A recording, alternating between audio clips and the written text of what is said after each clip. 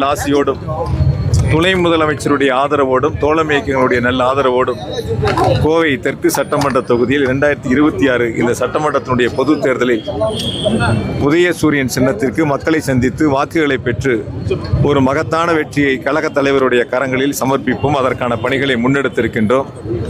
ஏற்கனவே எங்களுடைய திராவிட முன்னேற்ற கழகத்தின் சார்பில் ஓரணியில் தமிழ்நாடு உறுப்பினர் சேர்க்கை தொடங்கி பல்வேறு பணிகளை முன்னெடுத்து நாடாளுமன்ற தேர்தல் முடிந்த உடனேயே சட்டமன்ற தேர்தலுக்கான பணிகளை நாங்கள் தொடங்கி இப்பொழுது மிக விரைவாக சட்டமன்ற தேர்தலை எதிர்கொள்ளக்கூடிய வகையில் பணிகளை முன்னெடுத்திருக்கின்றோம். ஆகையால் இந்த சட்டமன்ற தேர்தலை பொறுத்தவரை கோவை தெற்கு சட்டமன்ற தொகுதியில் நிச்சயமாக உதயசூரியன் வெற்றி பெறும். நாங்கள் அனைவரும் இணைந்து எங்களுடைய முதலமைச்சருடைய கரங்களில் வெற்றியை சமர்ப்பிப்போம். இன்றைக்கு அதிமுக சொல்லியிருக்காங்க, கோவையில் இருக்கக்கூடிய திமுக வாய்ப்பு கொடுக்காம கரூரில் இருக்கக்கூடியவருக்கு வாய்ப்பு கொடுத்துருக்காங்க அப்படிங்கிறாங்க. இது எப்படி நீங்க பாக்குறீங்க? அதாவது 30 பேர் 40 பேர் யார் வாய்ப்பு கேட்டாலும் யாரோ ஒருத்தருக்கு தான் வாய்ப்பு கிடைக்கும். அது அந்த வாய்ப்பு யாருக்குங்கிறது முடிவெடுப்பது எங்களுடைய தலைமை கழக தலைவர் அவர்கள். அந்த வகையில் ஒரு வாய்ப்பை போட்டியிடுவதற்கு கொடுத்துருக்காங்க.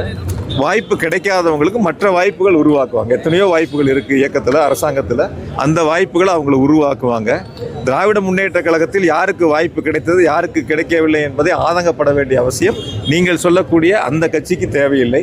அந்த கட்சியில் யாருக்கு வாய்ப்பு இருந்தது யாருக்கு வாய்ப்பு இல்லை என்பதை அவர்கள் யோசித்து பார்த்தால் போதுமானது.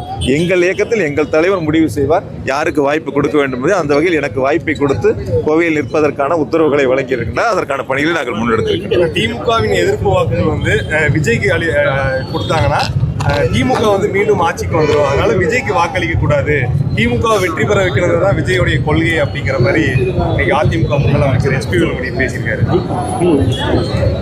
சட்டமன்ற தேர்தல் களம் என்பது நீங்க தொடர்ந்து மக்களோட பழகிட்டு இருக்கிறீங்க, யதார்த்த சூழலை உணர்ந்து இருக்கிறீங்க. இந்த தேர்தலை பொறுத்த வரைக்கும் நான் பெருமைக்கோ இல்லது நாங்கள் ரொம்ப அதிக அளவில் சிந்திச்சோ அந்த கருத்தை சொல்லலை. 200க்கும் மேற்பட்ட இடங்களில் திமுக தலைமையிலான கூட்டணி ஒரு மகத்தான வெற்றி பெறும். அதில் எந்த விதமான மாற்று கருத்தும் இல்லை. இது மக்களுடைய முழு நம்பிக்கை. முதலமைச்சர்கள் மீது வைத்திருக்கக்கூடிய நம்பிக்கை, முதலமைச்சர்கள் செயல்படுத்திய திட்டங்களை பெற்ற வாக்காளர் பெருமக்கள் கொடுத்திருக்கக்கூடிய அந்த நம்பிக்கை, நிச்சயமாக அந்த நம்பிக்கை நிறைவேறும். 200க்கும் மேற்பட்ட தொகுதிகளில் வெற்றி பெறுவாங்க.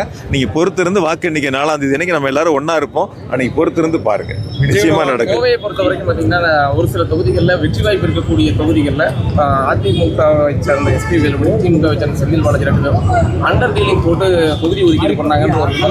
சமூக ஊடகங்களில் போயிட்டு நீங்க பார்த்துருக்கீங்க. அதாவது ஒவ்வொருத்தரும் ஒவ்வொரு கட்சியில் இருக்காங்க. வேட்பாளரை அறிவிக்கக்கூடிய இடம் எங்களுடைய தலைவர் முதலமைச்சர் அவர்கள். நான் எங்கே நிற்கணும்னு முடிவெடுக்கிறது எங்களுடைய முதலமைச்சர் அவர்கள். எந்த தொகுதியில் யார் போட்டியிட வேண்டும் என்பதை தீர்மானிக்கக்கூடியவர் எங்களுடைய முதலமைச்சர் கழக தலைவர் அவர்கள். அதனால் சமூக வலைத்தளங்களில் பரப்பக்கூடிய பதில்களுக்கு நம்ம பதில் சொல்லி நேரத்தை வீணடிக்க வேண்டியதில்லை. நாங்கள் மக்களோட மக்களாக இருக்கோம். நீங்களும் பார்த்துருக்கிறீங்க, அரசு பணியும் அரசாங்க பணியும் இங்கேருந்து அந்த பணிகளை முன்னெடுத்திருக்கிறோம். அதனால் இந்த தேர்தலை பொறுத்த வரைக்கும் நாங்கள் யாரையும் குறைச்சும் மதிப்பிடலை, யாரையும் நாங்கள் குறைவாக நினைக்கல. நாங்கள் எங்களுடைய அரசினுடைய திட்டங்களை, ஆட்சியினுடைய சாதனைகளை, முதலமைச்சருடைய திட்டங்களை கொண்டு சென்று சேர்த்து வாக்காளரை சந்தித்து வெற்றிக்கு பாடுபடுகிறோம். வெற்றி நிச்சயம். அதிமுகவினருடைய பிரச்சாரமே விஜயபாஸ்கரனுடைய அந்த பிரச்சார வியூகத்தை கண்டு பயந்து வந்துட்டாரு. கரூர் சம்பவத்துக்கு அதாவது என்னன்னா, உங்களுக்கு செய்தி வேணுங்கிறதுக்காக இதெல்லாம் கேட்காதீங்க. செய்தி வேணும்னா இப்போ நான் இதே திருப்பி இல்லை சார், ஒரு நிமிஷம் அதையே திருப்பி கேட்டால் என்ன சொல்லுவீங்க? தெற்கில் நிற்கிறவங்க வடக்கு போகிறாங்க, வடக்கில் நிற்கிறவங்க தெற்கு வராங்க. இது யாருக்கு பயந்துட்டு போகிறாங்க? இது அதாவது ஒரு தேர்தலில் யார் போட்டியிடணும், எந்த தொகுதியில் போட்டியிடணுங்கிற தலைமை முடிவெடுக்கும். கூட்டணி கட்சிகள் எந்தெந்த தொகுதிகளில் கேட்பாங்கிறது. இப்போ செந்தமிழ் செல்வனை கூட ஒரு ஆசை இருக்கலாம், சிங்கானூர் நிற்கலான்ட்டு. அது எங்களுடைய தோழமை இயக்கத்துக்கு போகும்போது அவருக்கு இன்னொரு வாய்ப்பை எங்கள் தலைவர் கொடுக்குறாரு. இப்போ தோழமை இயக்கங்களுக்கு எந்த சீட்டை கொடுக்கணும், யார் வேட்பாளராக போட்டியிடணும் அப்படிங்கிறது எங்களுடைய தலைவர் தான் முடிவெடுப்பாங்க. அதனால் அதில் பற்றி யாருக்கும் கவலைப்பட வேண்டிய அவசியம் இல்லை. தேர்தல் களத்தில் மக்களை சந்தித்து வாக்குகளை கேட்டு ஆதரவை பெறுவதுதான் எங்களுடைய முயற்சி, எங்களுடைய கவனம் முழுக்க அதில் தான் இருக்குது. அதனால் நீங்கள் நாங்கள் வெற்றியை பற்றி முழுக்க நிச்சயமாக கோவை தெற்கில் இந்த முறை உதயசூரியன் வெற்றி பெறும். பொறுத்திருந்து பாருங்கள். 2ஆம் தேதி மாலை கொடிசியா மைதானத்தில் எங்களுடைய கழக தலைவர் முதலமைச்சர்கள் பங்கேற்கக்கூடிய மிக பிரம்மாண்டமான எழுச்சிமிகு ஒரு தேர்தல் பிரச்சார பொதுக்கூட்டம் நடைபெற இருக்கின்றன.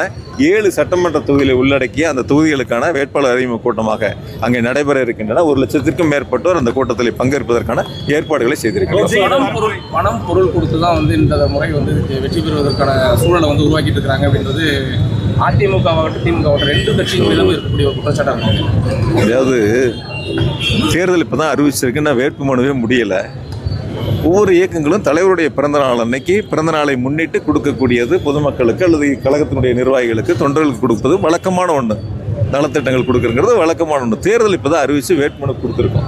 இது வரைக்கும் அப்படி ஏதாவது தவறுகள் ஏதாவது இயக்கங்கள் பண்ணியிருந்தாங்கன்னா நீங்கள் சுட்டி காட்டுங்க. பத்திரிகையில் செய்திகள் வர்றதுக்கு எங்கிட்ட இருக்கிற கேள்வி அங்கே ஒன்று கேட்குறது, அங்கே இருக்கிற கேள்வி இங்கே ஒன்று கேட்குறது இல்லை. யதார்த்தமான சூழலை நீங்கள் பார்த்துட்டு அப்புறம் கேள்விகள். விஜயின் பரப்புரை திமுகவோட வாக்குகளை வந்து சேதப்படுத்தும். எங்கள் வாக்கு எங்ககிட்ட இருக்குது. எங்கள் தலைவர் மீது நம்பிக்கை வச்சுருங்க. எங்கள் இயக்கத்துக்கு தான், தோழமை இயக்கங்களுக்கு தான் வாக்களிப்பாங்க. அதில் எந்த விதமான மாற்று கருத்து இல்லை. யார் எவ்வளோ வாக்குகள் வாங்குறாங்கிறது தேர்தல் முடிவு தெரியும். நன்றி.